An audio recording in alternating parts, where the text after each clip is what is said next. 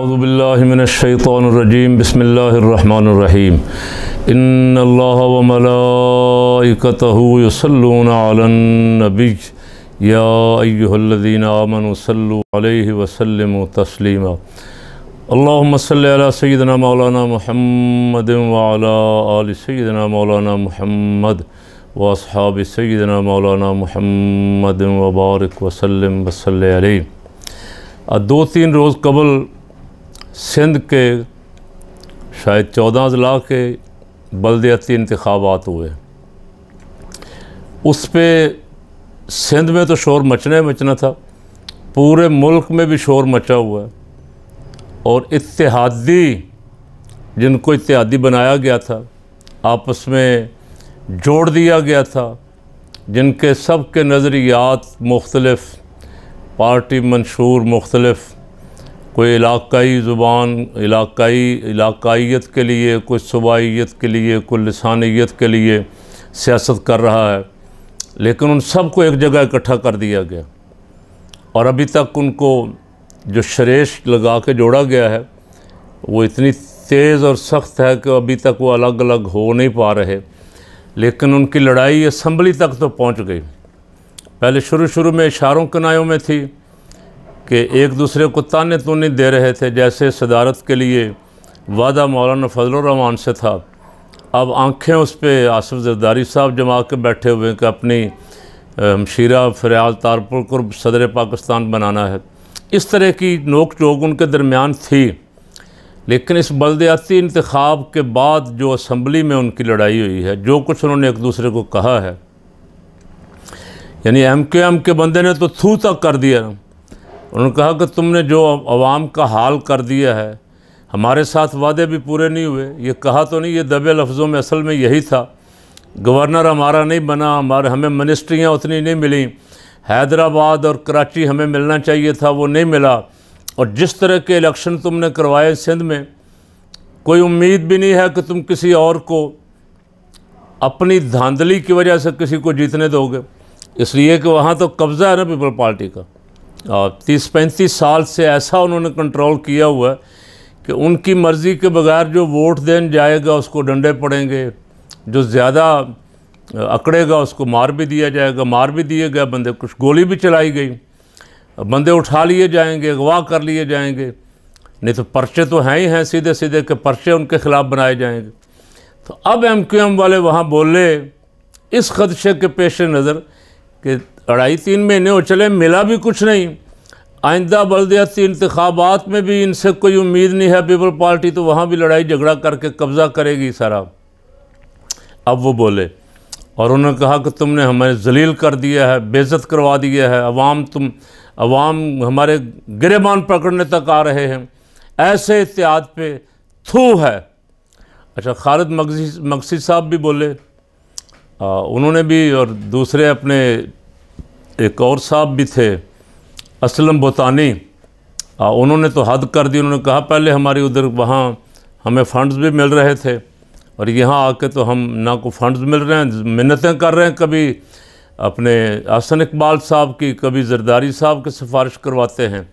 और अब हमने रावलपिंडी से भी सिफारिश करवाई है, लेकिन अभी तक बात मानी नहीं जा रही। जो मानी गई है वो भी, अगर 40 करोड़ रुपए के हमें तरक्याती बजट दिया गया है तो तोड़ के 8 करोड़ दिया जाएगा, फिर तोड़ के दिया जाएगा। पता नहीं हम रहेंगे या नहीं रहेंगे, कौन सा MNA आएगा। खालिद मगसी साहब जो बाप के बाप हैं, उन्होंने भी इसी तरह की शिकायतें की। तो मैंने, शायद आपको याद हो, जिन दिनों तहरीक अदम एतमाद आ रही थी उन दिनों कहा था, लेकिन आज नहीं कहता, आज सिर्फ इशारा करता। मैंने कहा था कुछ जानवर ऐसे हैं जो शिकार इकट्ठा करते हैं लेकिन खाते वक्त लड़ पड़ते हैं। ये किसी ने ट्वीट किया था और मुझे उस वक़्त हस्बे हाल बहुत पसंद आया, तो मैंने उसका ज़िक्र किया था। तो वो सूरत बन गई है, वो सूरत बन गई है। अब खाने पीने की बारी है। $2 अरब मिल गया चाइना से, 2 से ज़्यादा ही, और 2 मिलने वाला है IMF से। तो मुंह में पानी आ रहा है सबके। ख्वाहिश सबकी ये है वैसे तो जरदारी साहब और शरीफ फैमिली से कुछ बचेगा तो किसी और को मिलेगा, लेकिन जिन्होंने साथ दिया है, जिनको पता है कि हुकूमत एक वोट पे खड़ी हुई है, वो भी सारे अपने तमाम हथियारों समेत तैयार बैठे हुए हैं कि जितना कोई हिस्सा हम निकाल सकते हैं निकालें। बेइज्जती भी करवाई, गालियां भी खाईं, अवाम की नज़र में भी बुरे बने, बाहर निकलने के काबिल भी नहीं रहे, लोटे लोटे के नारे लग रहे हैं, चोर और गद्दार के नारे लग रहे हैं, और यहाँ से भी कुछ नहीं मिल रहा। तो साहब ये काम चलने वाला नहीं है। ये इंतखाबी सिस्टम फ्रॉड है, धोखा है, धोखा। और ये पार्टियां इसलिए खुश हैं, मुतमिन हैं कि ये डंडे के ज़ोर पे सीटें जीतती हैं। ये खुशामद दरामद करके मुख्तदर हलकों की पुलिस और इंतज़ामिया के साथ मिल के इलेक्शन जीतती हैं। वोट अवाम का लेके नहीं जीतती हैं। अवाम का वोट किसी और तरफ होता है, ख़बर आती है, रिज़ल्ट आता है, जीत कोई और गया। ताज़ा मिसाल उसकी कराची वाला इलेक्शन है। लब्बैक को जीती हुई सीट हरवा दी गई आखिरी टाइम पे आके, आधे घंटे के अंदर अंदर। उससे मेरा मौक़िफ़ और मजबूत हो गया। मैं कह रहा हूँ, और इंशाअल्लाह मेरे रब को मंजूर हुआ तो 17 जुलाई के बाद तहरीक इंसाफ वाले भी मेरे मौक़िफ़ पे आएंगे कि ये सही कह रहा था, इसलिए कि तहरीक इंसाफ को हरवाने की तैयारी मुकम्मल हो रही।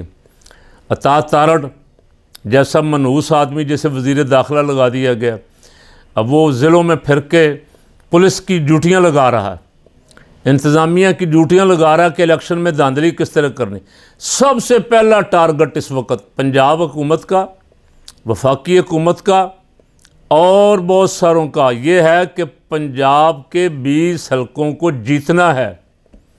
और राना सनाउल्लाह के बकौल 15 सीटें उनकी हैं। हो सकता है वो 3-4 सीटें तहरीक इंसाफ को इसलिए दे दें कि कहीं शोर ज़्यादा ना पड़े, अवाम कहीं मुश्तिल हो के बाहर ना निकल आएँ। और अवाम जब तक निकलेंगे नहीं फिर इलेक्शन नहीं होगा, ये याद रखें। मैं पैगाम दे रहा हूँ। अब मेरा पैगाम TLP वालों के लिए भी है और PTI वालों के लिए भी है, और आज़ाद जमातें, जमीयत उलमाए पाकिस्तान के लिए भी है, जमात इस्लामी के लिए, जो जमातें हुकूमत में शामिल हैं उनके साथ तो खैर सलूक होगा, किसी को 2 सीटें, किसी को 4 सीटें। और जो खुफिया मुलाकातें कर रहे हैं या उनके इशारों पे हैं, उनको भी 2-4 सीटें मिल जाएंगी। उनका भी पता चल जाएगा इलेक्शन में कि वो कौन कौन है। लेकिन जो पार्टियां हुकूमत मुखालिफ पार्टियां हैं इस वक्त जो हुकूमत है, उनको बहुत बुरी तरह हराया जाएगा। दुनिया हैरान और शशदर रह जाएगी। वोट डालने वाले परेशान होंगे, और जो करोड़ों रुपया खर्च कर रहे हैं इलेक्शन में, जो जिन्हें नज़र आ रहा है कि सीट हम जीतेंगे, जब रिज़ल्ट आएगा तो वो भी परेशान होंगे। इस निज़ाम के होते हुए जो इंतखाबी निज़ाम है, किसी सूरत साफ़ और शफाफ, और जिस तरह का बेईमान इलेक्शन कमीशन बैठा हुआ है, इस बेईमान इलेक्शन कमीशन वज़ीर दाखिला वफाकी सनाउल्लाह और सूबाई अता तारड़ और उधर जरदारी और जरदारी का बेटा, इनके होते हुए इलेक्शन फेयर हो जाए, सवाल ही पैदा नहीं होता। उनको पता भी है, जरदारी फैमिली को पता है कि अगर ये एक आधा ग्रुप नाराज़ हो गया इत्यादियों का तो हमारी छुट्टी हो जाएगी। इसके बावजूद बिलावल ने जो ज़ुबान इस्तेमाल की असम्बली में खड़े होकर, उससे इत्यादियों को अंदाज़ा हो जाना चाहिए कि उनकी ग़ुलामों से ज़्यादा कोई हैसियत नहीं है। उनकी बस बैसाखी चाहिए थी उनको हुकूमत बनाने, बन गई, अल्लाह अल्लाह खैर सल्ला। अब इधर उधर भी नहीं हो सकते। वो जो बैसाखियाँ हैं, जो ख़ानदान ग़ुलामा, जो इत्यादि, जिनको उन दिनों जिनका बड़ा ज़मीर जागा हुआ था, जो महंगाई के मर रहे थे बेचारे गम में, अब पेट्रोल 250 पे और डीज़ल 300 पे चला गया, बोलते नहीं हैं। अब ना उन्हें अवाम याद आते हैं, ना गरीब याद आते हैं, ना उन्हें इंतखाबी धांधली नज़र आ रही। बिलावल ने उन सब की खूब डांट डपट की, और उधर मौलाना खालिद सोमरो साहब चैलेंज दे रहे हैं बिलावल को, और बिलावल साहब आगे से डांट डपट कर रहे हैं कि हमारे बाप दादा की सीटें हैं, कोई यहाँ सीटें ले ही नहीं सकता हमसे। लेकिन मौलाना फजल रहमान साहब खामोश हैं।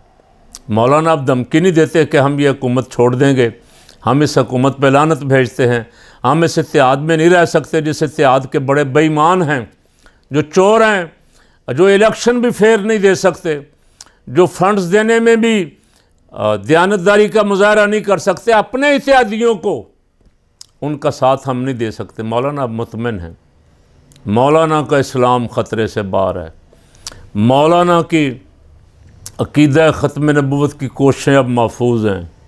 मौलाना फजलुर रहमान साहब जिंदाबाद।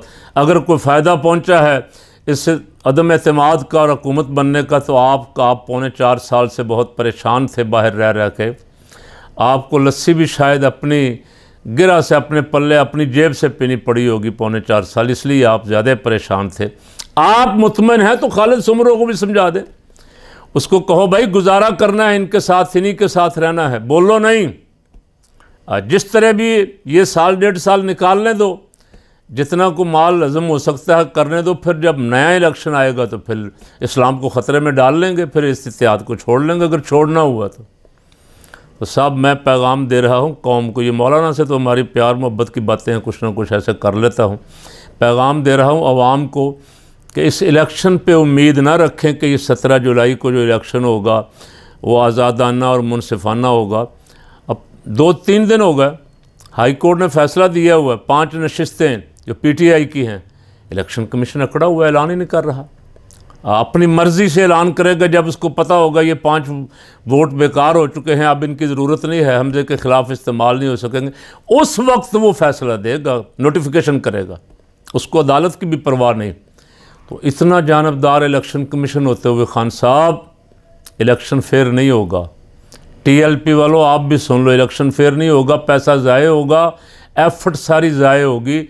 इससे बेहतर है इस्लाम के लिए रोड पे निकलो, जिद्दोजहद करो, मैदान में आओ, बैठ जाओ धरना दे के, कि जब तक ये बेईमान इलेक्शन कमीशन नहीं बदलेगा, जब तक सिस्टम नहीं बदलेगा, मुनसिफाना शफाफ इलेक्शन करवाने का वादा नहीं किया जाएगा, उस वक्त तक इलेक्शन लड़ने का कोई फ़ायदा नहीं। अल्लाह इस कौम की, इस मुल्क की हिफाजत फरमाए और तमाम ख़तरात से इसे महफूज रखे।